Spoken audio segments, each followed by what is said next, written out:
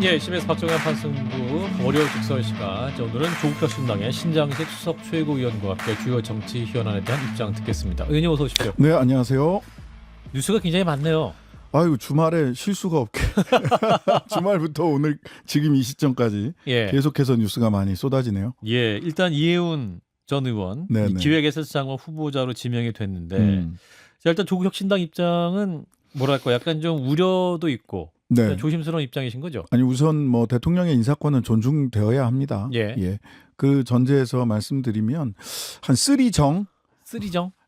살펴봐야 된다. 아하.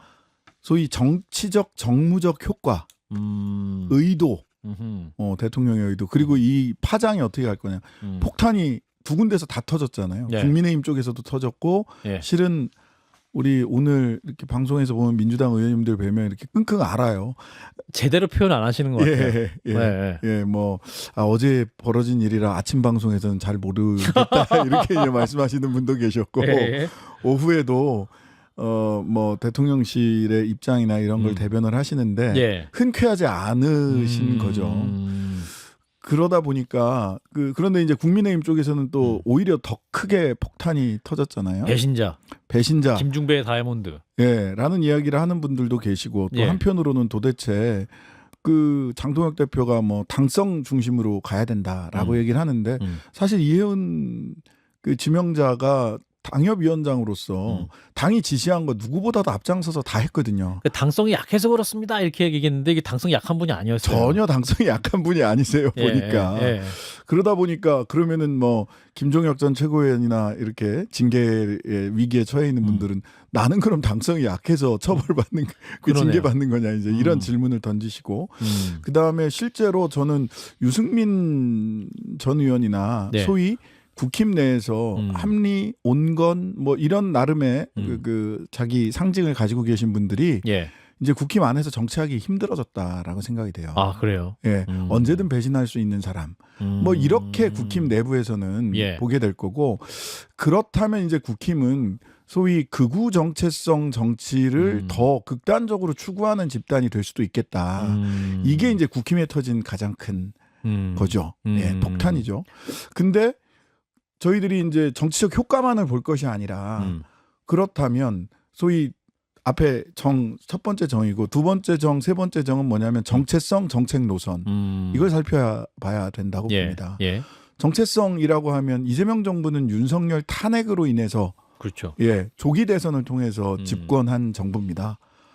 이재명 정부를 이야기할 때 소위 윤석열의 내란에 대한 입장이라는 정체성 이것을 빼고 이야기할 수는 없거든요. 예. 네. 그다음에 세 번째는 정책 노선이죠. 이해운 지명자는 기본소득부터 시작해서 소위 소극적 재정 정책을 펼쳐야 된다라고 예. 하는 포퓰리즘이다. 예, 포퓰리즘이다. 적극적 재정 정책에 대해서 확장적 재정 정책에 대해서 포퓰리즘이다라는 입장을 견지해 오신 분이잖아요. 예. 그래서 저희들은 지금 질문을 던지고 있어요. 이해운 지명자께서 그 정체성과 정책 노선에 대해서 본인의 입장을 분명히 밝혀야 된다라는 예. 것을 이제 어제부터 말씀을 드렸는데 예. 오늘 아까 보니까 한 3시경 대통령께서도 국민 검증이 남아 있다. 그리고 윤석열과의 절연에 대해서 보다 분명하게 본인이 이야기할 필요가 있다라는 말씀을 주셨잖아요. 예. 그 말씀이 왜 나왔을까를 생각해 보면 저는 이해운 후보께서 참 뭐랄까 첫 출근 하시면서 오늘 아침에 기자들 만나셔가지고 네. 이제 딱 이야기를 하는데 아 정말 각을 잘못 잡으셨네 하는 생각이 들더라고요. 예. 회색 코뿔소, 블랙스완, 퍼펙트 스톰. 예, 그러니까. 그래서 내가 경제 굉장히 잘 알아요. 나 경제 전문가임을 부각하고 싶었던 것 같아요. 그리고 제가 말씀드렸던 그런 정체성이나 정책 노선에 대한 질문에 대해서는 답하지 않으셨어요. 내일 이제 밝힌다고 합니다. 예. 내일. 근데 이게 초두 효과라고 해서 첫 말씀을 어떻게 하느냐가 굉장히 중요한데 뭐 이렇게 농담 반 진담 반으로 말씀드리면 오늘 기자들 앞에서 절하고 사실 낮은 포복으로 사무실에 들어가셨어야 되는데 예. 그렇게 하지 않고 본인이 경제 전문가라고 하는 거. 사실 경제 전문가 우리 익숙하게 많이 봤잖아요. 한덕수, 최상목. 그들이 내란의 밤에 대한민국의 내로라는 경제 전문가들이 예. 얼마나 기회주의적이었고 얼마나 사실은 심약한 멘탈을 가지고 있었는지 다 봤거든요. 예. 그래서 제가 경제 전문가입니다라를 얘기할 타이밍이 아니었는데 오늘 동문서답하셨다. 그렇군요. 근데 기자회견 하면서 기자들 막 진을 치고 있는데 네. 한 분 한 분 다 악수를 하시더라고요. 네, 이분이. 네, 네, 그러니까 네. 기자들 언론이 굉장히 중요하다는 생각을 많이 하고 임하신 것 같은데 첫 번째 메시지는 굉장히 아쉬웠다 이런 부분. 네, 그렇습니다. 그럼 내일 이제 출근할 때 이분이 그 윤어게인 그 계엄에 대해서 윤어게인 집회에 가고 또 이제 탄핵 반대 그리고 또 계엄 옹호성 발언했던 거에 확실하게 뭔가 끊어대는 말씀을 할 수 있을까요? 저는 그렇게 안 하면 그렇게 안 하시면 예. 조국혁신당으로서도 뭐 물론 청문회가 잘 진행이 될 것이냐 또 기재위의 이미자 위원장님이시기 때문에 아 그래요. 국민의힘이 또 위원장이군요. 예, 그래서 청문회가 네네. 날짜 잡아서 진행하는 것 자체가 쉽지 않은 길로 보이는데요. 예. 예, 그때까지 국민들한테 충분히 설명을 하셔야 됩니다. 그렇지 않으면 국민들이 지금 내가 이러려고 응원봉 들었나? 이런 질문과 자괴감에 빠진 국민들도 계시거든요. 예. 정치적 효과는 사실은 확실한데 예. 그럼에도 불구하고 국민적인 설득력을 가지려면 또 대통령의 정무적 판단에 대해서 본인이 해야 될 역할이 있고 뭐 정무적 판단에 대해서는 뭐 또 다른 방식으로 설명이 될 거라고 저는 생각을 합니다. 그래서 좀 내일 진짜 잘하셔야 된다. 마지막 고비일 수도 있다. 잘하셔야 된다. 그 대통령이 이제 국민검증이라는 단어를 말씀하셨는데 그럼요. 그럼 이것은 대개는 지금까지 최근 2, 3년간 우리가 봐왔던 것은 국회가 청문회를 통해서 하루 이틀 뭐 방신을 당하거나 공격받은 다음에 국회가 반대 인사청문 보고 채택할지 않을지라도 다시 재송부 요청하고 안 하면 대통령이 임명하는 그런 걸 많이 봐왔지 않습니까? 근데 이번에는 그렇지 않을 수도 있다고 생각하십니까? 저는 뭐 여러 가지 변수가 있을 겁니다. 여러 가지 변수가 있을 것인데 일단 지금 그 키는 후보자 본인이 쥐고 있다라고 저는 생각을 합니다. 내일 아침. 예. 가장 중요한 내일 아침. 예. 오늘 아침에 하셨어야죠. 오늘 아침에 했었어야 되는데 예, 아직 큰절하고 낮은 포복으로 들어가셨어야 된다니까요. 난 이렇게 전문성이 있어요라는 말씀을 하시는 건 예. 오히려 지금 대통령께서 굉장히 여러 가지 포석과 신모 원료를 가지고 이해운 지명을 했을 텐데 예. 그 속내를 이해하고 있지 못한 것으로 보였습니다. 저는 오늘 그 지명자의 그 오늘 첫날 출근 뛸 모습은 그래서 오늘 대통령도 국민적 검증을 말씀하신 거겠네요. 예, 본인이 절연했으면 스스로 소명해야 된다. 아유 얼마나 답답하셨을까 싶어요. 그 대통령께서 대통령 답답함의 표현이다. 예, 저는 참 이렇게 이걸 모르나 하는 생각을 하시지 않았을까. 예. 자, 일단 국민의힘도 즉각 어젯밤부터 이제 제명 처리해야 된다 하면서 제명 처리가 됐어요. 서면으로 서면으로 해가지고 그 보수 진영 내부에서도 반응이 엇갈리고 있는 것 같습니다. 일단은 격앙된 반응이 좀 주인 것 같긴 한데 그럼 앞으로 그러면 이것이 임명이 된다면 향후 파장은 어떻게 될 것이냐? 저는 이게 이제 단기 파장도 중요한데 장기적으로 이게 한국 정치에 어떤 영향을 끼칠 것이냐를 좀 봐야 된다고 봅니다. 사실 이재명 대통령께서는 이전에 당대표 시절부터 민주당은 중도 보수다라는 말씀을 하셨어요. 요거는 저는 제가 이해하는 바로는 소위 극단적인 세력과 국민의힘이 절연하지 못하고 지금도 윤어게인을 외치는 것으로 보이는 장동혁 대표님을 비롯해서 뭐 황교안과 우리는 하나다 뭐 이런 말씀을 하시는 이 세력들을 민주주의 제도권 정치의 링 바깥으로 좀 밀어내야 되겠다라는 판단을 하시면서 민주당이 우클릭하는 대신에 한국 정치 전체를 약간 좌클릭하는 그 효과로 이것을 소위 주도권, 한국 정치의 주도권과 헤게모니를 변동시키려고 하는 것으로 보입니다. 기존에 아무리 그 민주개혁 정부가 지금 4기째를 맞이한다고 하더라도 소위 강남을 중심으로 한 이 주류 세력의 그 사고 방식과 패턴과 이 우리 사회 운영 방식이 있었잖아요. 근데 지금은 지금 국민의힘이 주류답지 못한 정치 행보를 계속 보이니까 민주당이 주류 정치를 하겠다. 한국 사회 메인스트림이 되겠다. 그렇다면 보수 쪽에서도 사람을 데려다 쓰는 모습을 실제로 보여주시는 거거든요. 예. 그렇다면 국민의힘은 제 생각에는 그렇게 발끈하는 게 물론 뭐 하루 이틀 발끈할 수 있어요.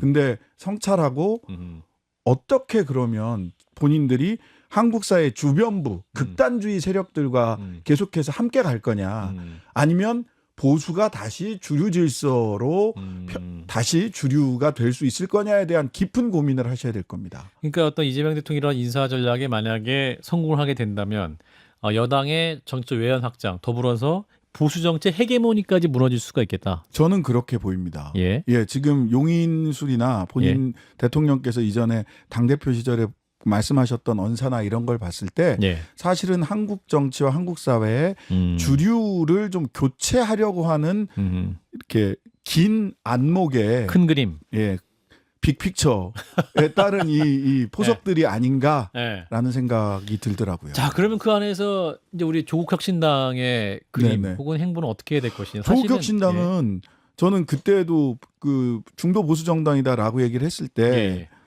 무릎을 쳤어요.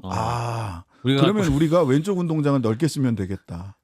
그렇죠. 왼쪽 운동장을 넓게 쓰면 됩니다. 근데 왼쪽 운동장 넓게 쓰면 되는데 사실은 그러니까 오히려 민주당보다 더 진보적인 정당이잖아요. 조국혁신당이. 그러면 이해운 후보자에 더 강하게 반대하셔야 되는 거 아니에요? 오히려 대통령 인사권을 좀 존중하는 것 같아서. 존중하되 저희들이 집권 야당이잖아요. 집권 야당이니까. 대통령 이재명 정부는 조국혁신당도 공동선대위에서 같이 만든 대통령입니다. 그렇죠. 당연히 대통령의 인사권은 존중해야 되고요. 하지만 집권 야당으로서 민주개혁 세력의 레드팀 역할을 해야 되는 거죠. 레드팀으로서 어제부터 저희는 질문을 던진 겁니다. 질문을 던진 겁니다. 본인이 스스로 본인의 정체성, 정책 노선에 대해서 분명하게 자기 입장을 내셔야 된다. 그리고 또 한 번 더 가면 사실은 그런 것도 있어요. 노무현 대통령 시절에 소위 그 막장 연극 환생경제라고 박근혜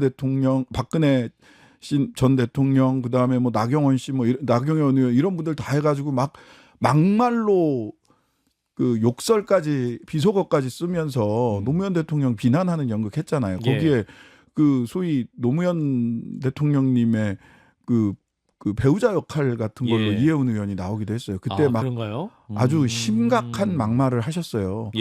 뭐 이런 부분들까지를 포함을 해서 본인이 하셔야 될 말씀이 있습니다. 청문회가 굉장히 역대급으로 치열한 청문회가 되겠네요. 여야 모두. 청문회 전에 아마 국민검증의 시간이 오히려 더 혹독할 수 있습니다. 그렇군요. 그럼 그 기간이 어느 정도 되겠습니까? 글쎄요. 내년 1월 중순경까지 갈 것 같은데요. 그러니까 기재위에서 이미자 위원장이 잡는다 할지라도 1월 중순 정도가 될 것이다. 빨라도 1월 중순까지는 돼야 되지 않을까요? 한 2, 3주 정도 기간, 3, 4주 정도는 국민검증 기간이 있겠군요. 한 2주 길면 3주 정도 국민검증 기간이 있을 겁니다. 알겠습니다. 일단 이해운 후보자 얘기 여기까지 하고요. 자, 김건희 특검 얘기해 보겠습니다. 수사를 마무리했습니다. 180일 수사 마무리했는데 여러 평가가 있습니다. 3대 특검 중에 김건희 특검이 또 사실은 비판의 대상이 되기도 했었고 결과를 보면서 좀 아쉽다는 분도 많이 있어서요. 우리 의원님도 변호사시니까 어떻게 보셨는지. 뭐 일단 김건희 씨를 구속하고 굉장히 많이 구속했어요. 보니까 구속하고 기소한 사람들이 20명 구속하고 구속영장 20건 발부됐고 총 76명을 기소를 했습니다. 그래서 제가 이제 그 수사 결과 자료를 한 20페이지가 좀 넘던데 이거를 다 꼼꼼히 다 봤어요. 밑줄 쳐가면서 꼼꼼히 다 봤는데 다 보셨어요. 성과도 있고 그런데 이걸 보면서 이제 두 가지 의문이 드는 거죠. 하나는 그 보면 이 제1호부터 제13호까지의 사건과 관련하여 공무원 등이 직무를 유기하거나 직권남용을 하는 등 수사를 고의적으로 지연 은폐하거나 비호, 증거인멸 또는 교사한 건도 수사 대상이었습니다. 근데 이 건은 추가 수사 필요하여 국가수사본부로 이첩했어요. 그러니까 사실은 감사원이나 검찰에서 계속해서 무혐의 처분했거나 계속 그 수사 중이다라고만 했던 사건들이 6개월 만에 일정하게 성과를 냈거든요. 근데 그걸 봐줬던 사람들에 대한 수사, 검사와 감사원에 대한 수사가 매우 미진했다라는 점이 안타깝고요. 근데 예. 또 한편으로는 이해가 가죠. 음. 왜냐하면 너무 방대. 김건희 그렇죠. 씨가 너무 부지런하세요. 정말 열심히 산 분이세요. 전방위적으로. 예, 전방위적으로 금거북이도 받았다가 뭐 인사에도 개입했다가 예. 너무 부지런하세요. 주가 조작에도 개입하고. 그런데 이게 보니까 쭉 바라보니까 이걸 쭉 보다 보니까 특검이 안에다가 본인들의 바램을 조금 숨겨놨더라고. 어떤 바람입니까? 예, 이거 수사기간 제한 없이 빡세게 하셔야 될 것 같습니다. 아, 기간 정해놓으면 안 될 수사다. 예, 너무 뿌리가 방대하다. 깊고 방대하니까 예. 보니까 이 국가수사본부로 이첩한 사건이 굉장히 많습니다. 예. 본인들이 추가 수사 필요하여 국가수사본부 이첩, 추가 수사 필요하여 국가수사본부 이첩 이런 게 사실은 너무 많아요. 계속 반복된 어구가 그거라는 계속 말이죠. 그게 있어요. 추가 수사 필요하여 이첩, 추가 수사 필요하여 이첩 반복된다. 근데 거기에 또 중간중간에 기간에 제한이 없는 국가수사본부로 있죠. 수사기간에 제한이 없는. 즉 굉장히 뿌리가 깊고 방대하기 때문에 예. 단기간에 특검으로 다 해결이 안 될 수도 있다. 그러니까 꾸준히 수사를 해서 예. 특검에서 수사할 수 있는 것과 특검은 수사기간에 제한이 있으니까 예. 기간에. 수사기간 제한 없이 국가수사본부나 또는 검경합수부를 통해서 수사해야 될 것들을 잘 구분해서 수사했으면 좋겠다라는 나름의 다빈치 코드 같은 코드가 코드가 여기 있어. 이 안에 좀 있더라고요. 그렇군요. 그래서 우리가 2차 특검 할 때 종합특검. 이거를 2차 종합특검을 지금 뭐 법안이 올라가 있는데 예. 아마 1월 초에는 또 통과가 되지 않을까 싶은데 예. 이때 그거를 잘 갈라야 됩니다. 뼈는 뼈대로 살은 살대로. 초기 작업이 되게 중요할 것 같은데 네네. 그러면 2차 종합특검이랑 통일교 특검은 다른 거죠? 다른 거죠. 통일교 특검은 그럼 특검이 그러면 새해에는 2개가 더 있는 거네요? 현재 2차 지금 종합특검과 법안이 지금 올라와 있는 건 통일특검. 2개입니다. 예, 2개입니다. 그렇군요. 예. 일단 그럼 2차 종합특검은 될 것 같으세요? 저는 뭐 그것은 그 민주당이나 네. 정청래 대표부터 해서 약속한 바가 있기 때문에 네. 어떤 형식으로든 될 것이다라고 생각을 합니다. 그런데 2차 아까도 말씀드렸다시피 뼈는 뼈대로 살은 살대로 즉 특검은 기간이 있지 않습니까? 길어야 6개월이란 말이에요. 180일. 지금 김건희 특검이 제일 길었는데 네. 6개월이었으니까 6개월 안에 빠르게 수사를 해서 기소하고 공소유지를 할 수 있는 사건과 예. 조금 더 철저하게 기간에 제한 없이 해야 될 사건들을 좀 잘 가려내서 예. 그냥 종합선물 세트처럼 한 군데다 다 모는 게 능사일까? 오늘 그전에는 그런 생각을 안 했는데 오늘 특별히 수사 결과를 보다 보니까 또 너무 많았구나 이것이. 예, 범위가. 예. 너무 부지런하셨어요, 김건희 씨가. 근데 오늘 이제 특검이 결과를 발표하면서 이런 얘기를 했어요. 대통령 배우자의 헌법질서 파괴 행위를 전혀 예측하지 못한 기존 법률의 한계로 처벌에 부족함이 있었다. 입법적 보완을 얘기했는데 이 얘기를 왜 했을까 생각해 보니까 네. 특검이 김건희 씨와 대통령 윤석열 전 대통령 관계를 정치 공동체로 얘기를 했거든요. 네. 정치 공동체지만 뇌물죄는 아니고 알선수재다. 네, 그 부분이 저는 이제 계속해서 제가 저지난주부터 이렇게 그 말씀을 쭉 드렸던 건데 예, 예. 박근혜 최서원의 관계가 경제 공동체였다라는 것 그렇죠. 때문에 알선수재가 아니라 예. 그 뇌물죄 내지는 제3자 뇌물죄로 기소가 됐단 말이죠. 예, 예. 그런데 김건희 윤석열의 관계가 박근혜 최서원만 못한가? 경제 공동체 정도가 아니라 경제 범죄 공동체 아닌가요? 오히려 부부 관계니까. 아유, 오죽했으면 옛말에 베갯머리 송사라는 말이 다 있겠습니까? 뭐 예. 예. 그래서 저는 이 부분은 제도를 탓하기도 했지만 저는 수사 기간이나 또는 압수수색이 제대로 좌절되고 30% 이상 압수수색이 영장이 기각이 됐단 말이죠. 예, 예. 그러다 보니까 좀 한계가 있었던 게 아닌가. 근데 무슨 그 공모관계 입증이 어려웠다라는 거거든요. 그러다 예. 보니까 알선수재로 했는데 저는 아니 경제 공동체 정도를 넘어서서 경제 범죄 공동체 아닌가? 예. 예, 그러고 보시면 아쉬운 부분이 있다. 네네, 그렇습니다. 말씀. 자, 김병기 더불어민주당 원내대표 의혹이 계속 나오고 있고 오늘도 아마 몇 개 또 그 단독 보도가 있긴 했던 것 같아요. 바로 들어오기 직전에도 뭐가 하나 떴더라고요. 예, 뭐가 하나 뜨고 막 그런 것 같아요. 예, 녹취록도 계속 나오고. 네. 예, 어떻게 보고 계십니까, 조국혁신당 입장에서? 저는 국민적 눈높이 그리고 집권 여당의 원내대표라고 하는 자리의 무거움 이 두 가지만 다른 고려 없이 이 두 가지만 생각하셔서 내일 입장 발표를 그 두 기준에 맞춰서 본인이 하실 필요가 있겠다라는 말씀을 드립니다. 사퇴하시는 말씀인 것 같은데요. 아니, 그 말 그대로만 딱 받아들여 주셨으면 좋겠습니다. 말을 계속 들으면 무거움, 원내대표 자리의 무거움, 책임 이걸 생각하니까. 그리고 국민적 눈높이. 국민적 눈높이. 네. 알겠습니다. 또 조국혁신당 얘기하면서 마무리할 텐데요. 네. 이제 본격적인 지방선거 체제 들어가셨죠. 그렇습니다. 일 많이 바쁘신 것 같습니다. 네. 지방도 많이 가시고. 엊그제 호남 24일부터 27일까지 호남을 쭉 다녔죠. 예. 내년에 어떤 그림 그리고 계세요? 저희들은 국힘 제로, 부패 제로 이게 목표입니다. 국힘 제로. 깜짝이야. 부패 제로. 국힘 제로. 국민의힘 제로. 광역단체 17개 광역단체장에서 국민의힘이 당선돼서는 안 되겠다라고 생각합니다. 왜냐하면 소위 그 극단주의 세력에 지금 온상이 돼 있고 그다음에 내란 동조 목소리를 내는 분들이 지방 정부를 방패막이 삼을 가능성이 커요. 얼마 전에 경북의 이철우 도지사님 같은 경우도 그 굉장히 강성 발언을 하셨고, 그다음에 오세훈 시장은 여기 김건희 특검에서도 보면 사실은 지금 기소돼 있는 불구속이지만 기소돼 있는 상태예요. 이런 분들이 광역단체장직을 방패막이로 삼아서는 안 된다라고 하는 거고요. 그걸 위해서는 연대 연합 철저히 할 겁니다. 그리고 한편 부패제로 일방적으로 독점하는 정치 구조에서는 부패가 자라날 수밖에 없거든요. 거기에서는 저희들이 뭐 대구, 경북, 영남권이든 아니면 호남권이든 가리지 않고 충분히 저희들이 경쟁력을 입증시키겠다. 경쟁이 지역을 발전시킨다. 해서 부패 제로를 달성하겠다라는 목표를 가지고 있습니다. 그러니까 광역단체장은 민주당과 연대하고 기초의원은 경쟁하겠다. 아니 근데 뭐 기초단체장이나 그 광역단체장도 뭐 이미 청정지대라고 흔히 얘기하는 국힘 제로인 곳들이 있으니까요. 거기서는 경쟁해도 되죠.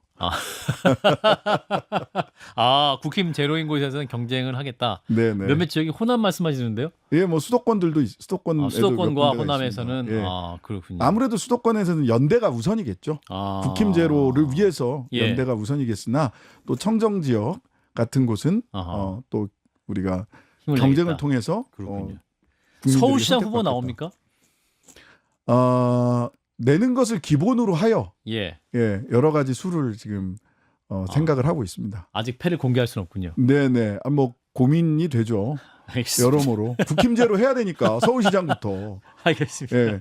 국민의힘 좋을 일은 저희들은 절대로 하지 않는다. 그게 일단 대원칙으로 네네. 지선 전략을 짜고 있다. 네, 그렇습니다. 알겠습니다. 오늘 말씀 여기까지 듣겠습니다. 어려직설 조국혁신당의 신장식 수석 최고위원이었습니다. 고맙습니다, 의원님. 감사합니다.